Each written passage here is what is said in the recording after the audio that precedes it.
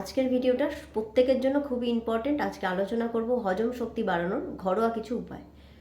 হজমের বা গ্যাসের অসুবিধা হলেই আমরা দুমদাম করে ওষুধ খেয়ে নিই। হজমের ওষুধ বা গ্যাসের ওষুধের যথেষ্ট সাইড এফেক্ট আছে। তার জন্য একটু কিছুতেই ওষুধ খাবার থেকে ঘরোয়া উপায়ে যদি সেটাকে কন্ট্রোল করা যায় সেটাই বেটার। অ্যাসিডিটি, হজমের সমস্যা, যেটাকে অম্বল বলে থাকি, টক ঢেকুর, এগুলো হচ্ছে অ্যাসিডিটি। কিন্তু গ্যাসের সমস্যা মানে পেটে ব্যথা করছে, মনে হচ্ছে পেটটা ভার হয়ে গেছে, পেট ফোলা লাগছে, এটাকে বলবো গ্যাসের সমস্যা, যেটাকে ব্লটিং বলা হয়ে থাকে। তো এই দুটোর ক্ষেত্রেই মাঝে মধ্যেই এই সমস্যাটা প্রত্যেকের বাড়িতে প্রায় হয়ে থাকে। প্রথমেই যেটা বলবো সেটা হচ্ছে যে আমাদের পেটটা ক্লিয়ার করা দরকার। যদি ঠিক মতন মলত্যাগ না হয় বা পেট ক্লিয়ার না হয়, তাহলে এই গ্যাস আর অ্যাসিডিটির সমস্যা কন্টিনিউ দেখবেন হতেই আছে। এর জন্য দরকার ফাইবার জাতীয় খাদ্য। তার মধ্যে পড়ছে ইসবগুল, তার মধ্যে পড়ছে ওটস, তার মধ্যে পড়ছে ডালিয়া, ছোলা এবং যে কোনো ফল চিবিয়ে খাওয়া এবং শাকসবজি। প্রত্যেকটা শাকসবজির মধ্যেই রয়েছে ভরপুর মাত্রায় ফাইবার।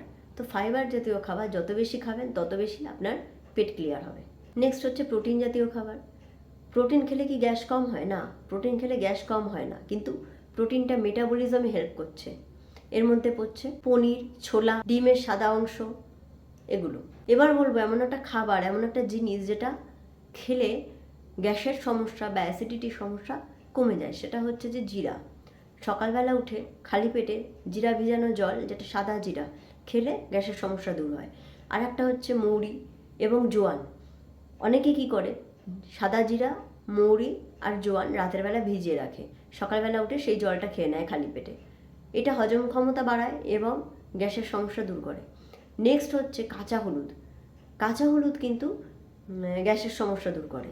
কাঁচা হলুদ শরীরের জন্য খুব ভালো, মেটাবলিজমটাকেও ভালো করতে সাহায্য করে। নেক্সট বলবো পুদিনা পাতা। পুদিনা পাতা দারুণ উপকারী গ্যাসের জন্য, এবং পুদিনা পাতার জল যদি গরমকালে প্রতিদিন খাওয়া যায় তাহলে গ্যাস, অম্বল এবং এই যে পেট ফাঁপা, এগুলো পুরোপুরি দূর হয়ে যায়। আর একটা যেটা বলবো যে গ্যাসের সমস্যা বা অ্যাসিডিটি, এগুলোর জন্য যে পেট খারাপ হয় অনেকের, এটা যদি পুরোপুরি কিওর করার দরকার হয় তাহলে থানকুনি পাতার ওপরে আর কিছু নেই।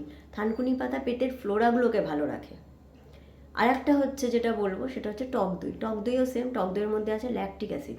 এটা পেটের ফ্লোরাগুলোকে ভালো রাখে, গুড ব্যাকটেরিয়াগুলোকে ভালো করে, অর্থাৎ এইটা খাবার হজম করতে সাহায্য করে, ডাইজেশনে খুব ভালো কাজ করে। যদি প্রতিদিন খাওয়া যায় বা কোনো হেভি মিলসের পরে, মানে ধরুন খাসির মাংস, মাছ, নানা রকমের পদ, নানা রকমের মাছ মাংসর পদ খাওয়ার পরে যদি একটু টক দই খাওয়া যায়, তাহলে এই যে খাবারগুলোর পরে যে পেট ভার লাগতে পারে সেটা পুরোপুরি ঠিক হয়ে যায়। তো যদি কোনো হেভি মিলস বা কোনো অনুষ্ঠান বাড়িতে খাওয়ার পরে টক দই খেতে পারেন, তাহলে পেট ঠিক হয়ে যায়। আর একটা টিপস দেবো, রাত্রিবেলা যদি কোনো হেভি মিলস খাওয়া হয় বা রাত্রিবেলা যদি তেলে ভাজা বা মনে হচ্ছে যে খাওয়ার পরে পেটটা ভার হয়ে যাচ্ছে, রাত্রিবেলা অবশ্যই একটুখানি উষ্ণ গরম জল খেয়ে শুয়ে পড়ুন।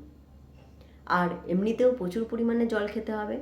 জল খেলে এমনি হজম ক্ষমতা ঠিক থাকে। এই কটা জিনিস যদি মেনে চলতে পারেন, তাহলে অনায়াসে দেখবেন আস্তে আস্তে কন্টিনিউ করতে করতে 3-4 মাস পরে আপনার হজম ক্ষমতা একটা সুন্দর হয়ে গেছে এবং গ্যাস, অ্যাসিডিটি এগুলো আপনার একদমই হচ্ছে না, এবং দেখবেন যে ওষুধ আর আপনার রেগুলার বেসিসে লাগছে না। আজকের ভিডিওটা এখানে শেষ করছি। ধন্যবাদ।